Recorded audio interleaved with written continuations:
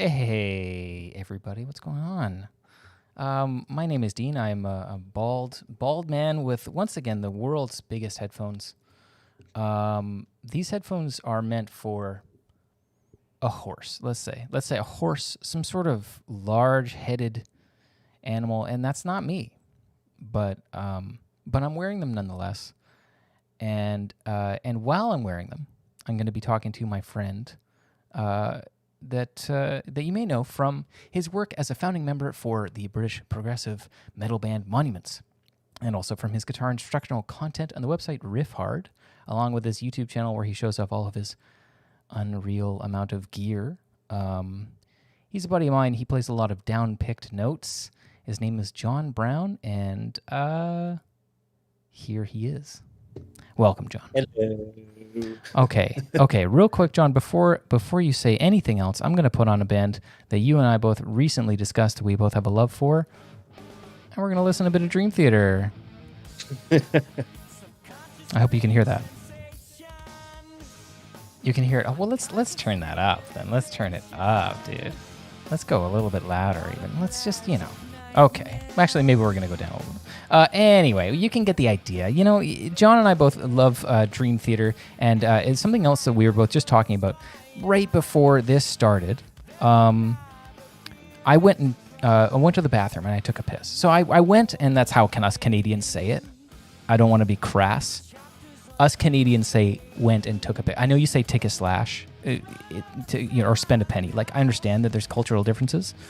But it reminds me of playing shows, John. It reminds me of playing shows in the way that I have to take a piss right before every single show I ever play. Otherwise, the entire show, I'll be in my head being like, "Oh my God, did I like?" I'm thinking about. So I'm wondering, does that resonate with you?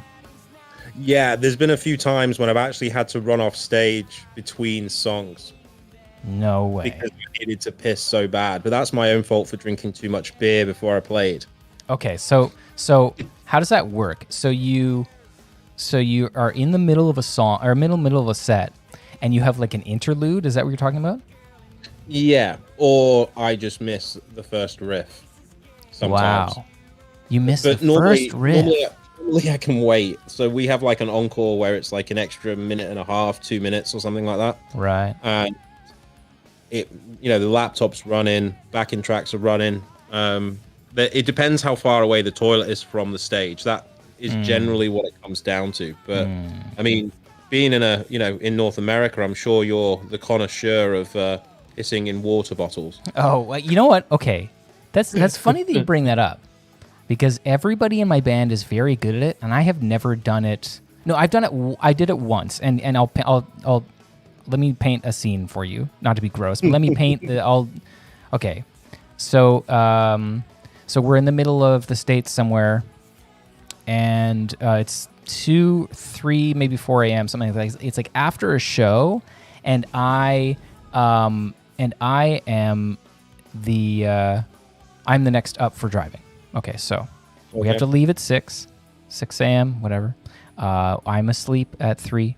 I wake up at 3:30. I have to piss so hard that my bladder is like, it sucks. But, John, it's raining like crazy, and meanwhile I'm sleeping sitting up in the front in the driver's side. So I'm sleeping sitting up, and I have to piss so bad, and so my choices are to go outside and get soaking wet, or sit here and everybody else is asleep, try to piss into a bottle while I'm sitting up in the driver's seat. So obviously I picked that one. So while I'm doing that, I'm pissing. It's fine. And then at one point I think I'm finished, and then I'm not, and I spray piss all over myself. Like, so I'm covered in piss. I'm sitting here covered in piss, so unhappy. Like, I'm in the Walmart parking lot, and it's like pouring rain, and I'm covered in piss. So I had the worst of both scenarios. So I don't know if you've ever had anything like that, but that's one of the memories that sticks out, where there's nothing you can do but laugh, but at the same time you're just like, man, I wish I was anywhere else right now. Anywhere else but here. I've watched, I'm not going to name names, but I've actually watched a few people piss with the bottle. Like, let me change camera so I can explain this a little bit better. Okay, well, maybe don't. Okay, well, that camera's fine. Okay, good. Okay, great. Bottle was here, and they were pissing upwards into it while lying down. What do you mean? Okay, wait. Say it again. The bottle, so they're lying down. Okay, yeah. The bottle's on their stomach, and they're pissing into it. Okay. But the bottle's on their stomach, and okay. In my head, I was imagining some sort of gravity-defying, like pissing upwards in, and then, but the nozzle was pointed downwards. Oh yeah, of course, not upwards. Well, not the nozzle, but the mouth of the bottle. Oh, mouth? No, that's gross. Okay, yeah. Okay, that makes more sense. But I was imagining some sort of magical. I've never managed to really do it. To be honest, I find it. I think it's more kind of like how, for lack of a better word, it's anxiety that it sounds like when you go on stage and you need to piss if you don't do it before. It's kind of like that for me when I'm trying to piss in a bottle in a moving vehicle. Oh yeah. I mean, it's bad enough having a toilet in a moving vehicle. You kind of, if you're standing up, you've got to expect that it's going to kind of go everywhere. So I always go for a posh wee. Let's say. Posh piss. A PP. Well, that's great. This is where you sit down, obviously. Well, this is all great, and this is all stuff where you are you're imagining yourself on tour. You're thinking about being on a bus. Are you thinking about touring again in the future? What's that looking like for you guys? Yeah, we're not booked until next year because we're currently finishing the record. Right. Oh, I say finishing. I mean starting. Starting. Well, there's a fair number of songs, and we're actually in the studio recording them now. But I wouldn't say that all of them are finished. Right. Oh, interesting. Yeah. Okay. This is interesting because you told me, and I got a bit of a sneak peek to a new track that Monuments is putting out. So. Yep. So what's the deal with that? So is that the same? It's the same release, but you don't like. How do you guys do that? So this time, obviously, with COVID and not being able to travel anywhere, we've had to sort of do this a little bit differently. Where we would normally just record the whole album and then start coming up with a release plan. Right. We're actually doing the release plan at the same time as recording the record. So we have X amount of songs finished for the record. Wow. And the rest aren't yet. Wow. Actually, the next batch are being recorded on drums on Friday. And today is Wednesday. Mm-hmm. Okay, great. So you're saying this is the first time you've ever done it like this? Yeah, obviously in an ideal situation, you kind of want to record all the tracks for consistency. Sure. But this time I've wanted to experiment a little bit more with different sounds, so it's not really like required, let's say, to record it all in one go. Okay. Like we kept like a channel list. We've got pictures of everything where everything's set up is. I've had a cab mic'd up in the other room for months. Right. But at the same time, it doesn't really matter too much because the moment that you change tuning, that sound is kind of destroyed. Do you know what I mean? Yeah. The consistency is really important. So you does that mean that the album's going to be a bit more experimental in a way, or is it just going to change the production, or like how is that going to affect the composition, you think? I don't really know. I mean, the songs that we've recorded so far, which a number of them, they're all in different tunings, so they all required a slightly different approach anyway. Right. That makes sense. Like, sometimes I think Mike does this most times, but like toms are tuned to the song, for example. Right. And so at that point, the mic position has to move anyway. Right. Or maybe even the drum has to change. Yeah. So as we play in so many different tunings, 6, 7, and 8, thankfully not very many 8-string songs this time. Yeah. That sounds good. Yeah, that's better. It's actually mostly 6. Okay, so does that mean that are you saying that that's a trend that you're setting, or does that mean that that maybe as a whole 8-string guitars are being like you're changing it because because as far as I know, you use some weird kind of tunings. I haven't learned too much stuff, but you use some weird stuff, right? It's just dadgad tuning, but in Oh, different. okay. So it's Kashmir, Led Zeppelin, Sure. you know. Yeah. Tesseract also used the same tuning because me and Ackle used to be in a band together. Right. So I kind of got used to it from that. Yeah. And yeah, as far as like not playing the 8 as much, it's mainly because it's just so big. Mm-hmm. He said. Yeah, okay. But All right. Okay. Let's just keep it. Okay. Let's.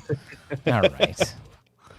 And I think it's also good sometimes just to go on something a little bit different. I've been playing the 7-string consistently since 2006, I think. Yeah. And I didn't even have a 6-string guitar until 2015 from that Wow. point. No way. So I started just playing it more and I got more inspired by it. And it's what happens, Yeah. I like to think about, like, I think you and I talked a little bit about this, like using the guitar as just, like, if I was to start a new band, there's no specific amount of strings that I would be required to have. Like, I like playing 8-string, but if I was to start a new band, it really depends on what we're going for, and you use the guitar as a tool to make the music as cool as possible. So I'm not like, oh, you need to play 8-string. But that being said, like, right now, there's no, like, I have no choice. I've sort of cornered myself, and it's like, I love the fact that I'm playing an 8-string because it allows you to do a lot of stuff, but there is something, there's like the challenges and the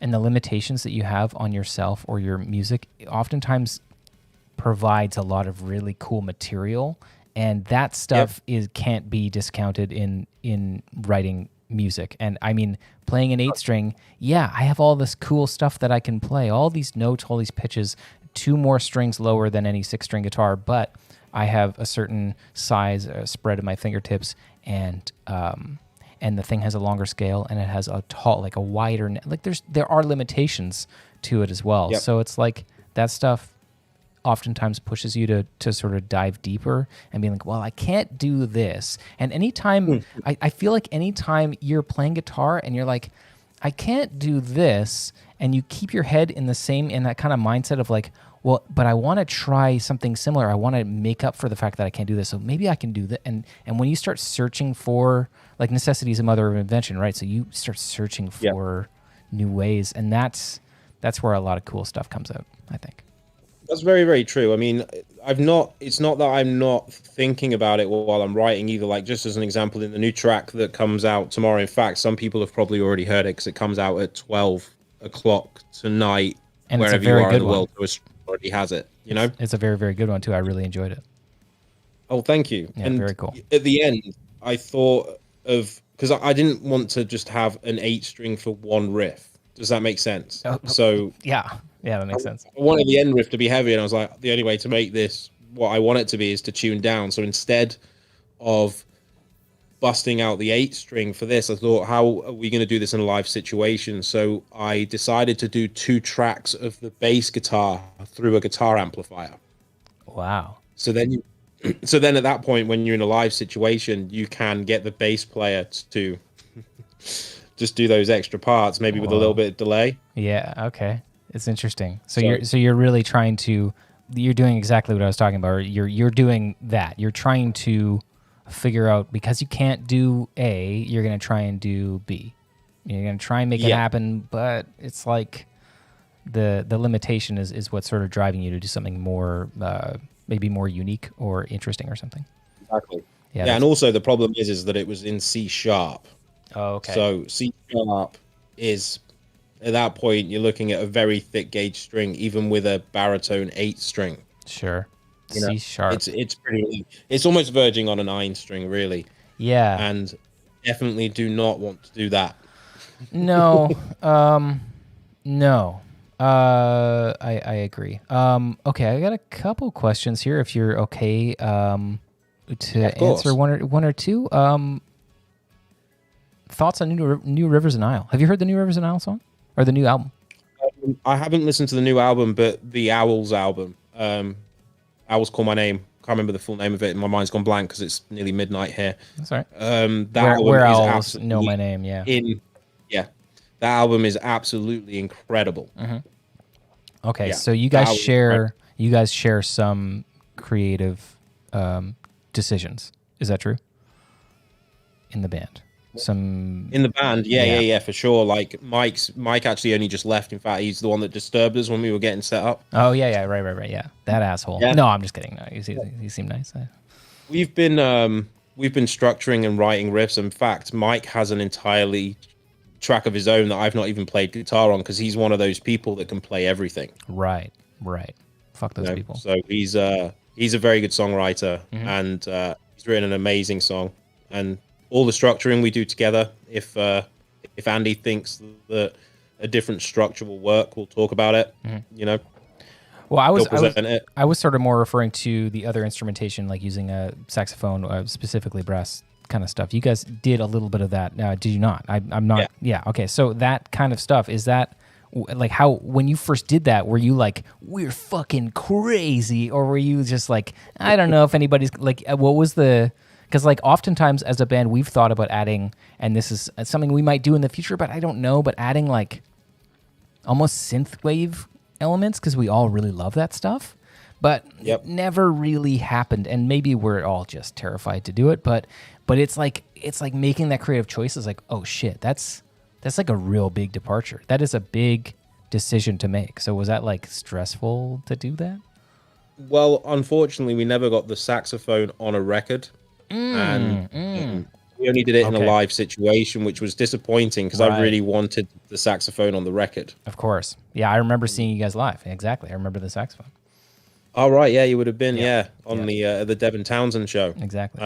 Like the good thing about that as well is that a couple of the shows on that tour, Chris at the time lost his voice. There's only a certain amount of shows you can do in a row as a vocalist. Right. Before you start feeling it, especially with going between singing and screaming and switching and also playing sax and trying to jump around and, meeting people, getting sick, whatever. And a couple of shows he did saxophone only and was doing the vocal lines on the saxophone. And to me, it sounded wicked. It was just a different sort of, way to portray the same thing. Right. Like a different timbre. Well, there's a question here from Michael. What was the overarching struggle with finding / keeping a lead singer? It's kind of a mixture of a number of things, to be honest. And when you live in a van with someone for 24 hours a day for 6 to 8 weeks at a time, sometimes it just doesn't work. Unfortunately, that's what happens. And it might not even work after you've been friends for years. Sure. Like you don't really know someone until you live with them, right? Well, yeah, I mean, you're right. There was a thing that we were doing as a band, and this is like, okay, so I'm from this kind of smaller city called Abbotsford, which is like a kind of a Christian kind of city. It's about an hour away from Vancouver. And when I was looking through Craigslist to trying to find like a band to join, because I was playing guitar, for 10 years at that point, I wanted to join a tech death band or whatever, like in the style of the Faceless or Necrophagist. And and so I started jamming with the guys in the band now, and then eventually it was like, okay, well, I'm not going to drive an hour each way to jam 3 times a week, for the rest of my life. Like, what am I? Well, not for the rest. For as long, that's too much. So I got a job with our drummer Spencer, and I moved in with him.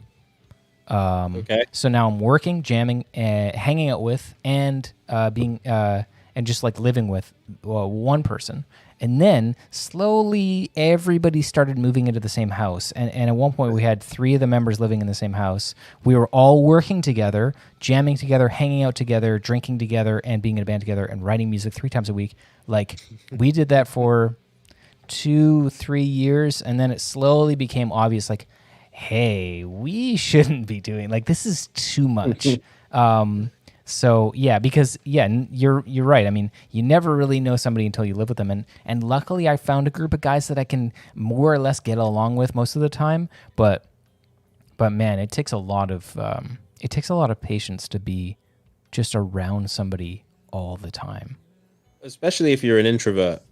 Okay. You know, and I think that, yeah, I mean, on tour is probably the worst time when it comes to actually, really getting to know someone, because obviously you're in an environment that is firstly really small.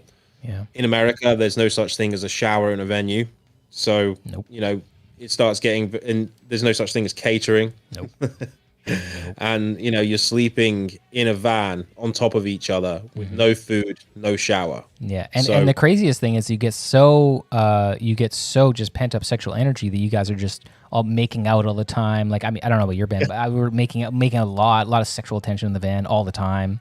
No, but yeah, you're right. 5 or 6 or 7, however many crew members you have, sweaty, gross dudes, all basically sleeping like sardines in a small tin that could kill you at any second. Yeah, it's pretty terrifying, actually, if you put it like that.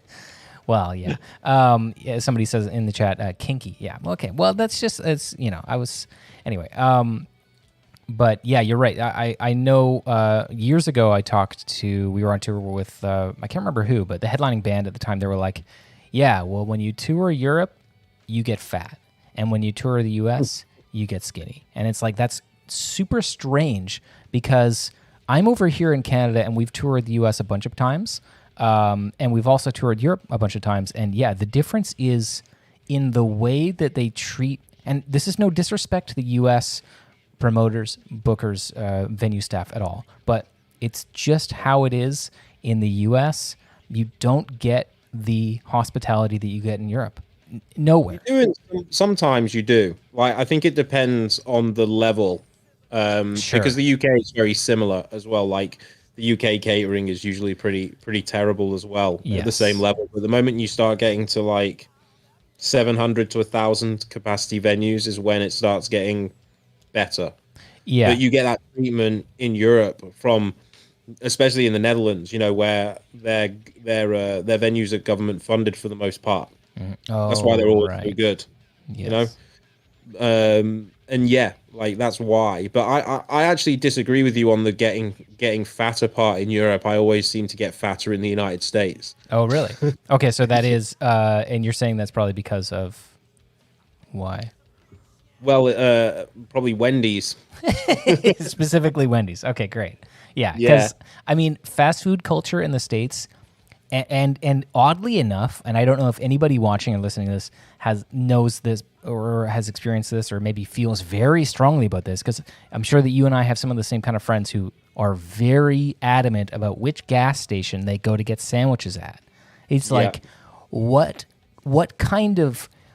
from what hole did gas station food culture crawl out of? Like, what kind of thing is, only go to Wawa? And then somebody's like, no way, Sheetz is better than Wawa. And then you have like an argument about it. It's like, guys, wait, it's been sitting there. It's disgusting. Like, what are you talking about?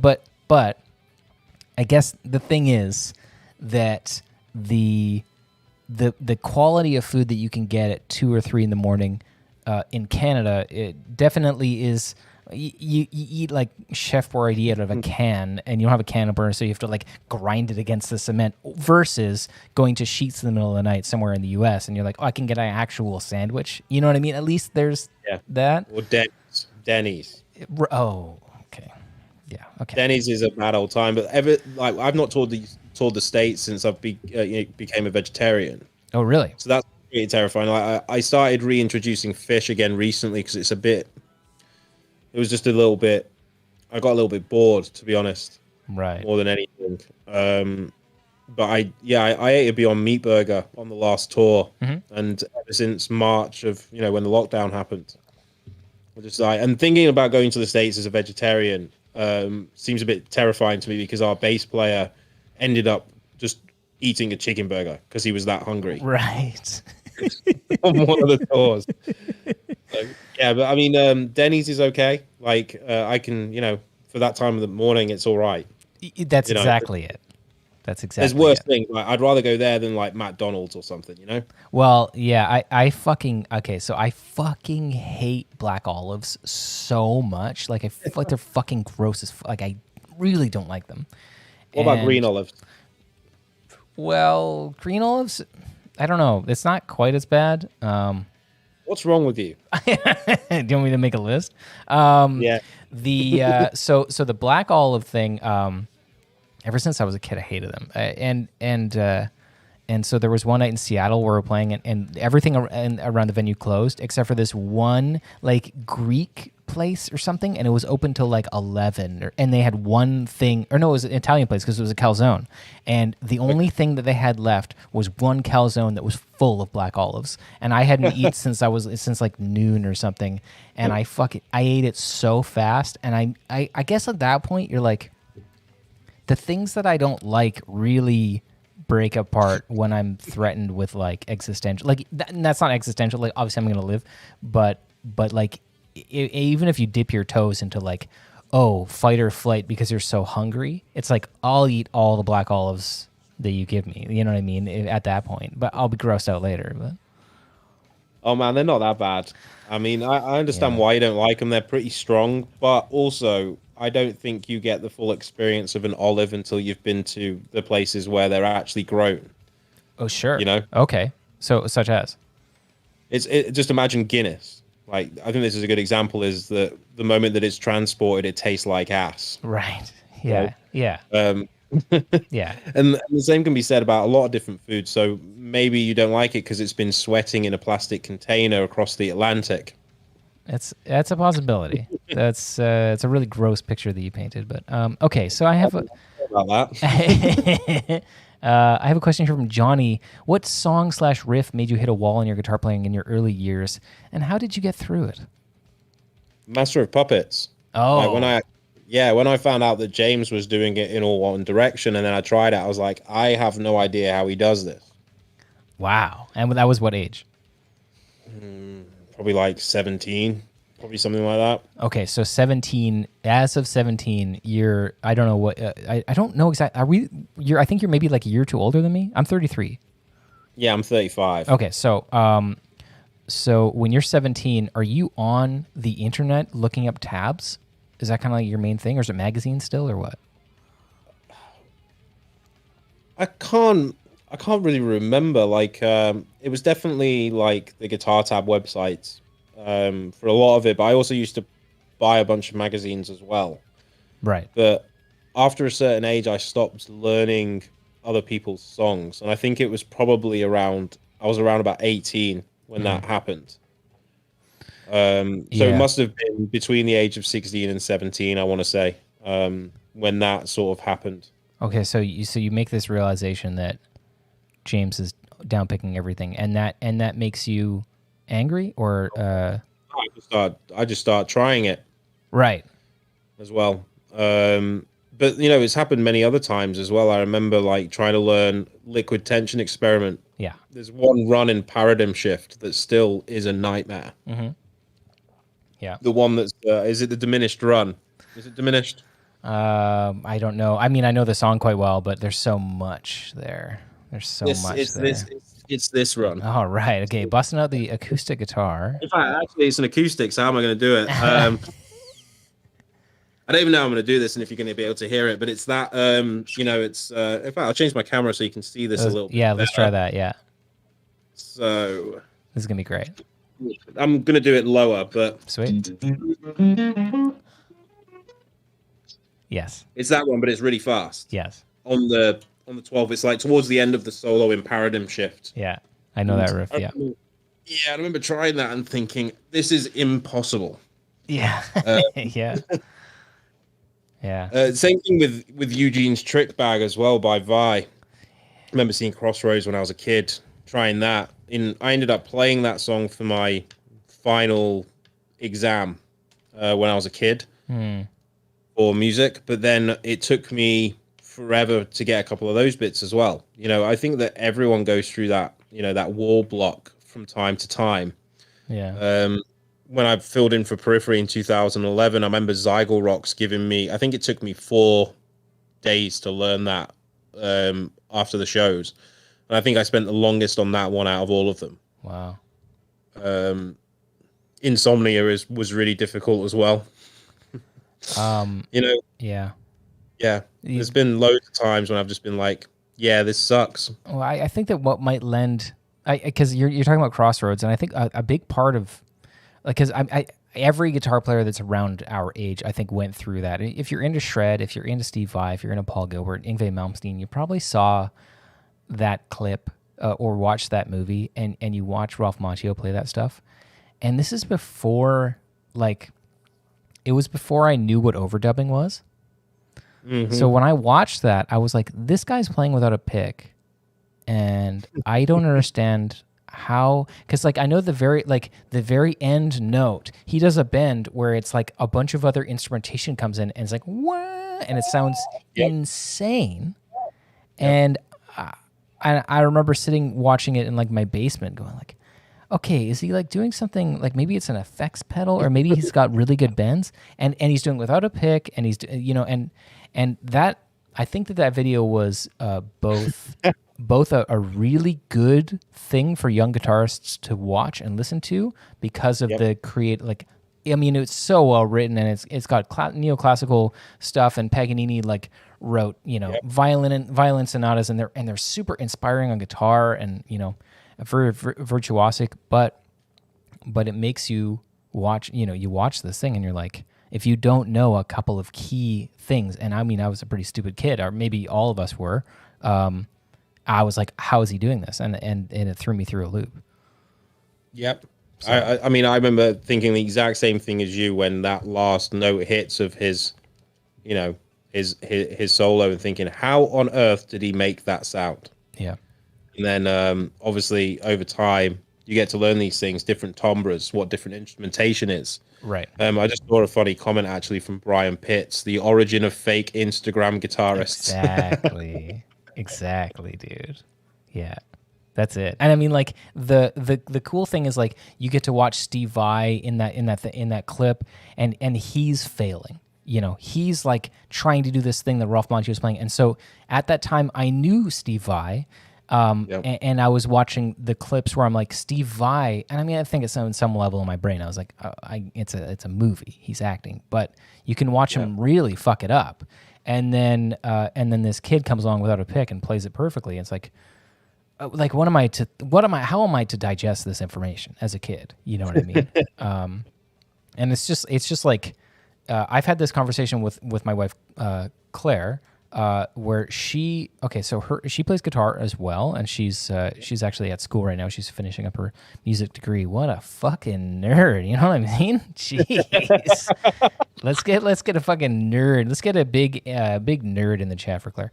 Anyway, so that fucking nerd is out there finishing up her degree for whatever, and no, she's doing good. The way that she, thank you for everything, nerd.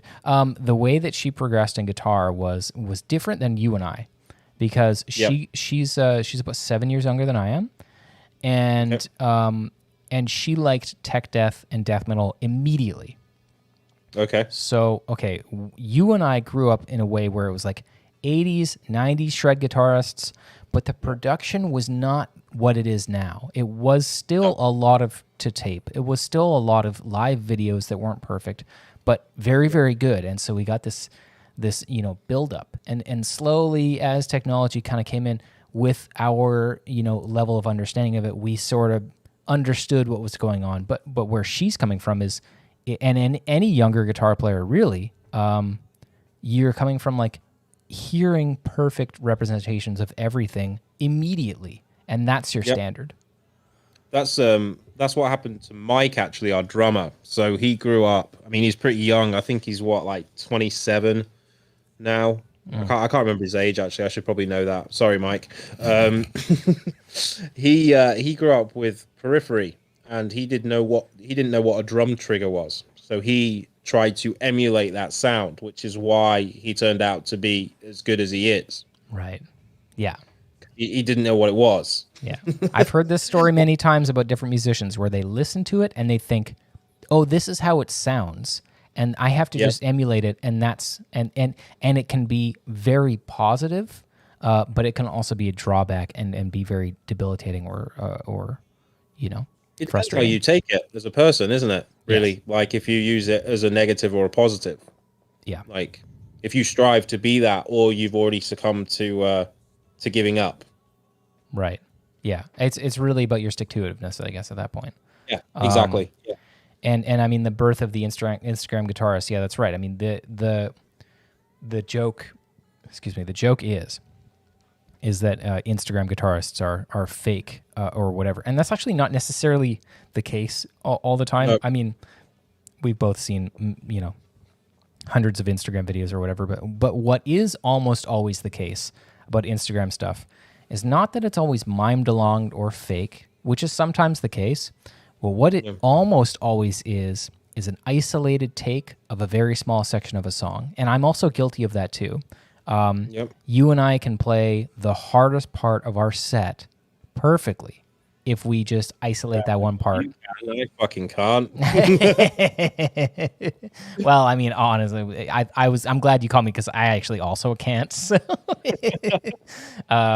But we can play it quite well. But like you add in the transitions, you add in the other riffs, you add in the fact that you're on stage playing with a strap, you add in all the other things, and live, it's going to come out some kind of other way. But sitting in your room or your studio or whatever, and tracking an isolated section, it is in a way, and I'm part of this, a disservice to some people that have. That stuff affects them. They say, "Oh wow, I can't play that song," and here this person is playing the song perfectly, and here's a snippet of it. It's like, well, no, I mean, if I played the entire song, no doubt I would get to that part, and my hands would be like burning or whatever. When this was even happening back in 2014, because I did some videos at EMG TV, and I did playthroughs that were whole takes rather than just cutting it up, comping it, whatever. Yep. But in hindsight, does it really matter? Like, I've been having this thought in my head. Like, if the music's good and people enjoy the music and they play it to a good degree live, does it matter? Yeah, that's a good point. Yeah. I just like, I could sit here and hate on whoever for not playing it, faking it on Instagram, but that's kind of like what people expect now because you've made that happen during the recording process. Sure. Like the recording process now is like most recordings aren't actually the person playing the part. Yeah. It's especially in metal. Exactly. Yeah. I mean, there is also something that we as guitar players do all the time. That's, it's pretty much a standard now in the industry to play guitar. You need to have Guitar Pro. You need to use Guitar Pro in some way. And Guitar Pro, you don't. Wow. Okay, John. I have never been more angry. Okay. Than when I've opened that program. Why is that? Because it just doesn't work. Oh. Okay. What is the? Are you saying like the dynamics are weird, or are you just saying it's like a straight up just like the program crashes? I just can't. I've tried, and I think I went to college. I don't know if you guys have a similar thing over there, but I used Sibelius for a while to program certain orchestrations, and for some reason it made sense. But when it came to guitar, doing the notation for it, especially with the weird rhythms, it just makes absolutely zero sense to me. And I find it way easier to open up Cubase, program some drums, and record the guitar in, and then have a little video of the phone to remind me of what I've done. And sometimes I forget the video of reminding me what I've done, and then I get someone else to program it in Guitar Pro so I can work out what I've done. Oh yeah. But that process for me is way more inspiring than using Guitar Pro. Yeah. Okay. So I agree, and that's actually also how I write. I never write in Guitar Pro, but I use it as like a memory thing when I'm going to the studio. So if I don't have it, I won't track everything, or I won't write down everything in Guitar Pro. But the stuff that I do is like, a long section that I don't want to waste in the studio. I don't want to be like, what is it? Like, oh fuck, I don't remember. You know what I mean? So I use it pretty minimally also. But I use it for learning a lot. So it's just a really quick way to send information over the internet, and it gives you all of the information that you need. And the problem that it does, or the problem that it sort of poses, is it is a perfect robotic version of the notes being played with no variation. And it's like, it's hard to not compare yourself against that. And like you said, it was your drummer who basically grew up on this type of stuff, where everything is perfect, it's recorded perfectly, and it propelled him to great heights with musicianship. But it can also turn people off. I think it's again down to mindset. Yeah. And using it as a tool is one thing, but relying on it and understanding what that sound is. No one's ever going to sound like a computer, Right. Yeah. unless you want to edit it within an inch of its life. And if the sound calls for that, then that's fine. Necrophagist, Epitaph, that album, but we know that they can play that. It was more a stylistic choice. You know what I would say is, unfortunately, they can also play it. And you're like, no, you can. And so, oh man, do you ever see them live? That's one band I actually never saw live. And I definitely kick myself for that. The most annoying thing for me is that I heard the next record was actually completed 10 years ago. Yes. Yeah. And that they were just trying to get off Relapse Records. That's what I heard. Well, I actually, a friend of mine, who I won't mention, he actually was approached by Muhammad. Maybe you know him. You probably do. The drummer, by any chance? No, guitar player. To play guitar on the new stuff, and he sent him a bunch of new songs, guitar profiles. Interesting. Yeah. Really? Yeah. And was I it said, Guitar Pro? Yeah. And I said, was it cool? And he's like, yeah, it was really cool. I'm like, oh man. So of course it was cool. The guy's a genius. Of course it was cool. Like, there's no doubt about it. But now at this point, if a Necrophagist record came out, would it be more damaging to the band, or would it be a level up? Because obviously when that last record, Epitaph, came out, it was so like ahead of its time. Yeah. I mean, you can draw parallels to like, let's say, I would say Seinfeld, but they actually kept going on after Larry David left, I think, for a season or two. But they never got unfunny. They never got shitty. Like, it was still really funny. You know what I mean? Like, I've never watched it. You never watched Seinfeld? No. Okay, so that's fine. Similar other shows that don't go, like, let's say Dave Chappelle, like the Chappelle Show. That one, super funny, and then gone. And it never got shitty. It never got That's past. Very true. You know, but then also the reason why it went away is another thing. Sure. Yeah. And I mean, hey, the reasons that Muhammad didn't want to do Necrophagist anymore, maybe they're varied. Maybe they're to do with label politics. Maybe they're to do with money. Maybe they're to do with inspiration or whatever. Whatever they are, you're right. If they came back now, it's like, well, you have two things. One, would it be able to live up to the hype? Probably not. People would love to hear it, but yeah, probably not. I mean, hey, they're amazing. It might do, though, because if you think about Tool. Yeah. Did you? Well, I don't know. That new album Tool was my favorite band when I was in early high school. Favorite band. Like, I fucking listened to them every day. I was obsessed. And maybe I just grew out of it, but that new album, I was kind of like, I listened to it once. I was like, it's okay. It's kind of seemed like the same thing, I think. You didn't like it? No. 10,000 Days was better, in my opinion. Yeah, I mean, 10,000 Days is fantastic. Lara Alice is fantastic. But, you know, when I listened to the new Perfect Circle album, I absolutely loved it. Right. And the same with the new Tool record. I think it's amazing. I think the problem when bands don't release music for that amount of time is there's this unexpected hype. Right. That you, instead of just enjoying it for what it is, you're wanting to relive that moment in your previous life, or, earlier in your life, what it meant to you at that point. Yeah. And I think we often attach that emotion towards, music all the time. I definitely do. How cool? Yeah, me too. How cool is it? And I mean, I'm just gonna. I hope I don't sound egotistical in some way, but how cool is it?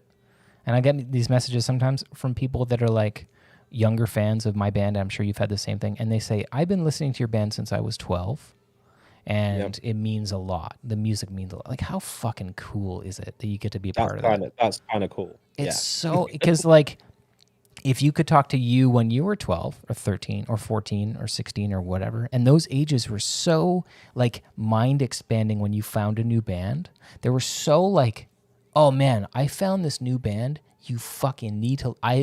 This is the craziest shit ever. And like, let's say, you have a cool night with your friends, and you're sitting at somebody's place having a beer at like 1 a.m. and somebody puts on a vinyl of some weird thing you never heard before, and it's like, man, it's so cool to be able to be in some way like doing that for somebody in the world. It's like, man, that's fucking sweet. I can remember back to like the first listen of Catch 33. I remember exactly where I was. Yeah.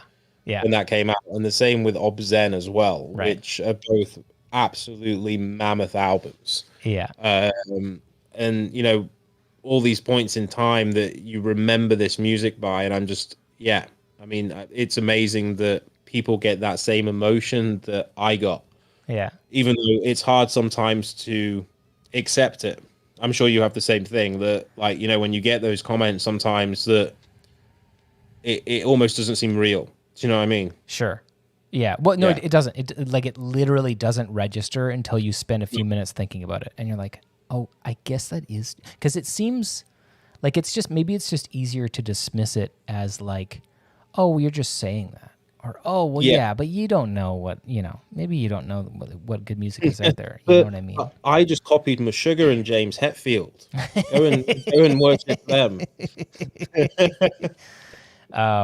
Yeah. I mean, like, and you remember back, like, having those nights with your friends and maybe you're not even a musician yet or whatever, but like, maybe it's not even coming from a space of, from a place of being a musician, but like, just the experience, and then you get to do that for somebody. It's like so fucking, it's just so cool. Yeah, lots of people here are saying that Catch 33 is underrated, and I would agree. That album is probably my favorite by Meshuggah. That one, I mean, Track 7 onwards. What's which one's track 7? From Mind's Mirrors onwards, it is probably my favorite piece of Meshuggah's music. Like everything from In Death is Life, In Death is Death, through to the riff in Dehumanization, which is just chaos. And then the ending is just, it's just outrageous. Yeah. Oh, yeah, and Shed's in there as well. I forgot about Shed. Well, I know that when the first thing this is weird. Maybe you have this too, because I listened to Meshuggah for the first time, and I'm not like the biggest Meshuggah fan. I know that I've sort of fell off listening to them, but they're still obviously a great band, and so many years of my life I was listening to that band. But where are you pointing? No, I can't. I have your video cropped. All right, let me just grab that. Okay. Try not to stand on the acoustic guitar. I try not to. Oh, is it a tape? John has a tape of some kind for us. Oh, dude. Oh, sweet. Oh, that's great. Yeah. Okay, this is the best Meshuggah. Right. Okay, so that was obviously that's my opinion. Okay, so was that the first album of theirs that you heard?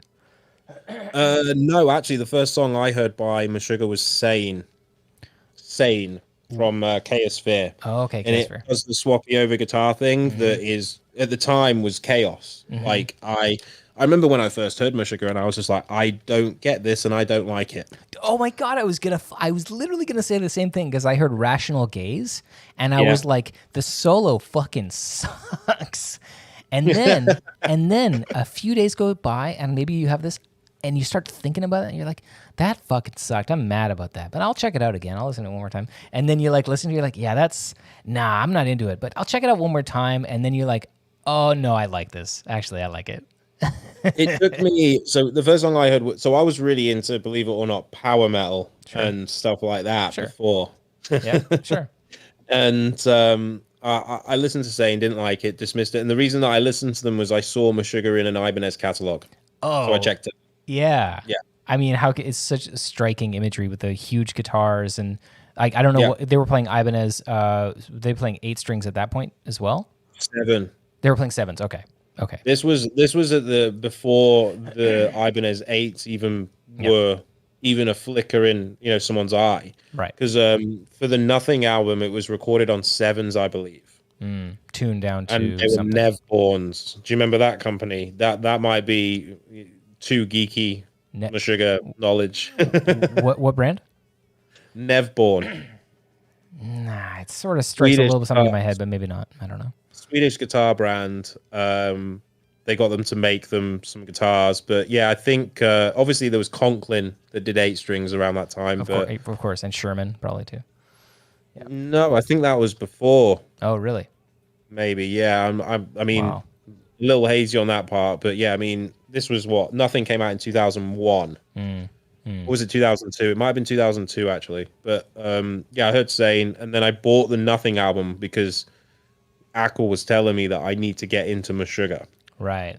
So I bought the Nothing album and put it on every single day, and I was like, it took a few weeks, but then it clicked. Yeah. Yeah. And it was during Straws Pulled at Random. Oh my god, dude.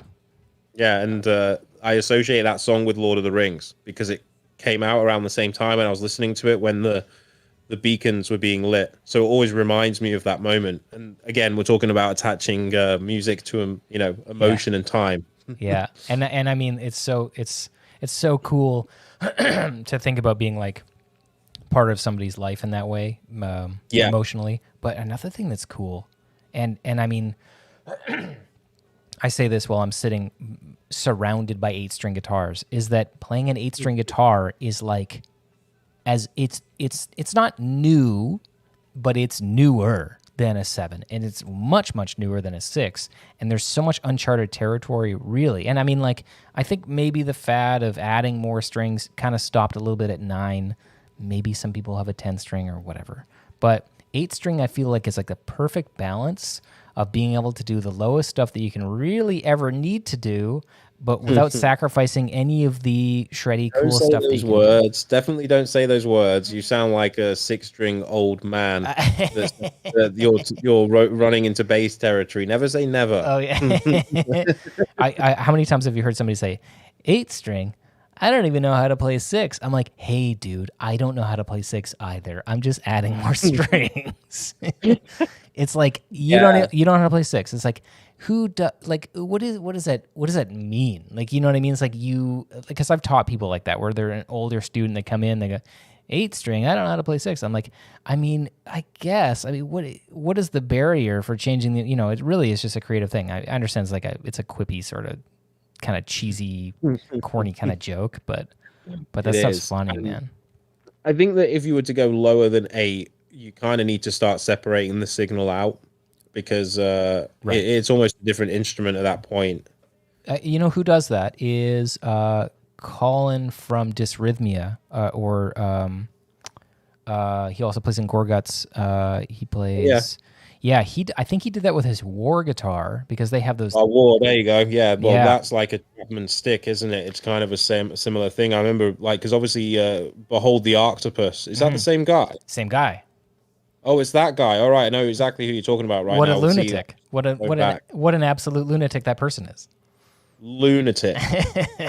and the weirdest thing is that when we were growing up listening to Dream Theater, Liquid Tension Experiment, he was right there with his Chapman stick. Yeah, we had no idea. Yeah, that's fucking Tony Levin. Yeah, dude. Yeah, hey, he's got I believe he was a bald guy with a. Did he have a mustache? Oh yeah, he definitely. Okay. Yeah, he must have done. Great style. He's old. Great style. I can't say enough good things about his style. Oh my goodness. Oh yeah, you love sausages, don't you? Yeah, I've gotten Tony Levin a couple times. I'm just sort of, I'm experimenting a little bit with what's going on. I have like some extra kind of, the mustache was a cool thing, and then you got one person being like, yeah, it's maybe a bit too much, and I'm like, whoa. And if I actually respect, so my wife was like, yeah, I mean, you don't have to have it totally just the mustache. I'm like, oh, okay. So now every time I'm like, I gotta experiment. It's like a constant thing because this hair doesn't stop growing. I mean, I don't want to brag, but it's just it's keeping, it's coming out. So, but anyway, yeah. Well, that's funny that we have so many shared younger life experiences musically. Oh, definitely. Sure. So you guys have a new track coming out / already came out. What's the name of the track? Lavos. Okay. And this is your second single? First single from the new record. Okay. Yeah. Okay, great. And this is a song that you are, scale 1 to 10, how excited are you for people to finally hear it? I've been excited about this one for a long time. I actually wrote this song nearly 2 years ago. Oh my God. So it's been around for quite a while. And it's now got Mick Gordon on it, and he made it not shit. Wow. Okay, sweet. And that was was that somebody that you reached out to? So you wanted him on the track? Yeah, I mean, Mick was meant to do the production layers on the last album, and he agreed to it. And then, this company came along and offered him this game called Doom. Yeah, I've heard about it. I think, old game, Maternal. right? Yeah. Yeah. Terrible game. Terrible. Are you talking about Doom Maternal? Is that what you're talking about? Doom Maternal? Yeah, Doom Maternal. Okay. Yeah. So he got offered that game. So he's like, guys, I'm really sorry, but I can't do it. And obviously at the time we didn't know which game it was, but obviously pretty upset because he's a genius. Yeah. He's a musical genius. He's he's great. And after that, I got to meet him in Australia when we played in Brisbane. He came along and we chatted for a long time, hung out, got on well. And I've kind of stayed in touch with him ever since then. Just chatting. He's a big Meshuggah fan, obviously. Sure. You can see that Frederick's on one of the Wolfenstein tracks. Oh, he did Wolfenstein too? Yeah. Oh, shit, I didn't know that. Yeah, he did Wolfenstein. He did Prey, the new Prey. Okay, yeah, I didn't play that one, but I saw the trailer and stuff. Huh. Two that's Dooms. Sweet. There's a bunch more as well. I think he even did like the series for Killer Instinct. Oh, yeah. He's done a lot. Yeah. Why on earth is he adding samples to our shit band? Well, if you want to hear that shit music, where can people go to hear that? Is it going to be on Spotify or what's up? Yeah, it's going to be everywhere, and there's actually a video for it coming out tomorrow as well. Okay, great. Okay, well, which I only got the final of a couple of hours ago. Yeah, before we started here, I think you said that you haven't slept. Yeah. I mean, I moved house on Monday. Wow. Which was 2 days ago, was it? What day are we? Are we Wednesday? Yeah, that sounds about right, yeah. Yeah. So, yeah, moved house, obviously, the release, the video, everything at Riffhard. Yes. And you've also been a guest this month on Riffhard, which has been great. That's true. Actually, well, thank you. All this month, and my month is up pretty soon, but it's been a pleasure to be able to work with you guys and put up, there's so much content up there, and it was so much fun to film, and I've gotten back some really awesome feedback from people that are on the site. So if you are listening to this and you want to check out some guitar instructional stuff that I go through lots of different techniques and stuff, like I break down a full song riff by riff, tell you exactly what I was thinking about it when it was written or whoever wrote it in the band, and like how I'm playing it, and somebody in the building was testing a smoke alarm the entire time, so it was going beep beep beep. So hopefully they edited that mostly out. Yep. But anyway, that's riffhard.com. Correct. Yeah, and it was sick, man. You did a great job. Oh, well, thanks. And you guys have new guitarists coming out? I don't know anything really about it. No, and obviously I can't say anything about next month's guest, which obviously comes out in a couple of days. It's almost the 1st of October. Are we in September right now? Oh, dude, I'm being serious. I can't remember. Yeah, you're right. It's funny because if I did know anything about the next month or two of guests, if I did, which I don't, if I did, then I would say, wow, those two guitarists, which I don't know, I know I would know both of them personally very well, and I'm sure they're going to do a really good job. But I don't know them, and I don't know who they are, and I can't say. Yeah. So, what's that? All right. Yeah, I didn't tell you. No, no. If I did know, I certainly wouldn't know their first and last name and have hung out with them ever before. I wouldn't have, but anyway. So for the next, every month it seems like you're going to have new awesome guests on at Riffhard, and I'm stoked to see how that turns out. So thank you so much for hanging out with me here, John, and good luck with the release. Good luck with the release of the new single, dude. Oh, dude, I'm pretty excited. So yeah, by midnight tonight, it's going to be out wherever you are in the world. So obviously Australia already have it. Mm-hmm. We'll have it in 2 minutes time. So that's time to celebrate. Oh, that's sweet. All right, cool. Well, thanks for hanging with us, everybody in the chat, and thank you, John. And I'll see you guys next. Let's do this again. Oh, it sounds like we've got a lot to catch up on. Oh my God, we could sit here and talk about Dream Theater and Meshuggah all day long. Oh, I'm down. Okay. Well, till next time, dude. See you later, mate. Bye.